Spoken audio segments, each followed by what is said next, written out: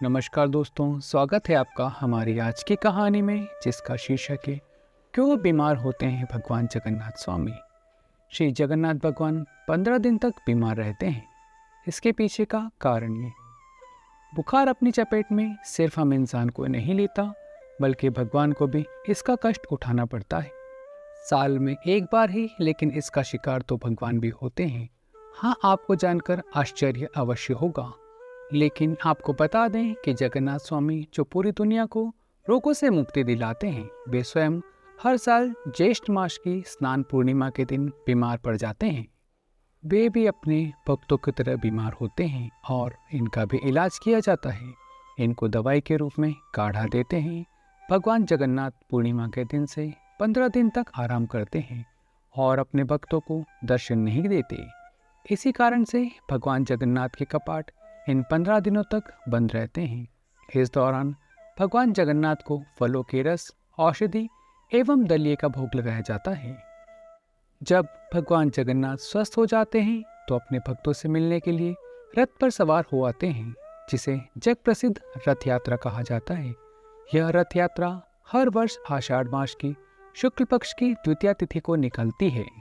भगवान जगन्नाथ के बीमार होने का कारण, उड़ीसा प्रांत में जगन्नाथपुरी में भगवान श्री जगन्नाथ के एक भक्त माधवदास जी रहते थे। माधवदास जी अकेले रहते थे और भगवान का भजन किया करते थे।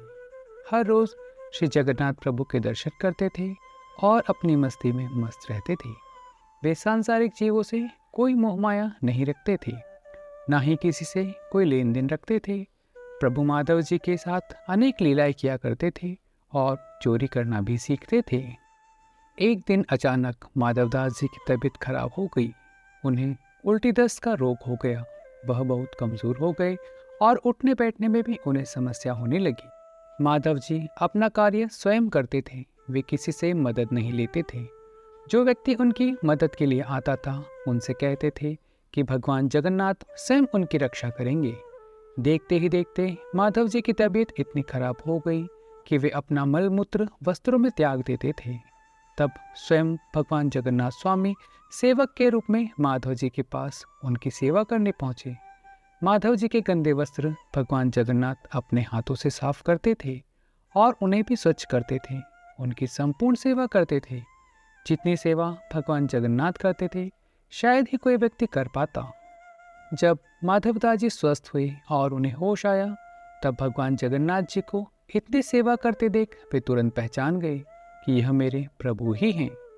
एक दिन श्री माधवदास जी ने प्रभु से पूछा, प्रभु, आप तो त्रिभुवन के मालिक हो, स्वामी हो, आप मेरी सेवा कर रहे हो। आप चाहते तो मेरा ये रोग दूर भी तो कर सकते थे। रोग दूर कर देते तो यह सब नहीं करना पड़ता।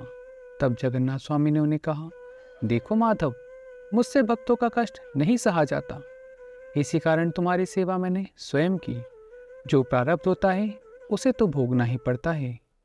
अगर इसको इस जन्म में नहीं काटोगे तो उसको भोगने के लिए तुम्हें अगला जन्म लेना पड़ेगा, और मैं नहीं चाहता कि मेरे भक्तों को जरा से प्रारब्ध के कारण अगला जन्म फिर लेना पड़े।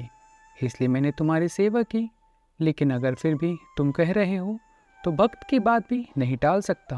अब तुम्हारे प्रारब्ध में ये 15 दिन का रोग और बचा है, इसलिए 15 दिन का रोग तुम मुझे दे दो। 15 दिन का वो रोग जगन्नाथ प्रभु ने माधवदास जी से ले लिया। तब से भगवान जगन्नाथ इन 15 दिन बीमार रहते हैं। तब से आज तक वर्षों से यह चलता आ रहा है।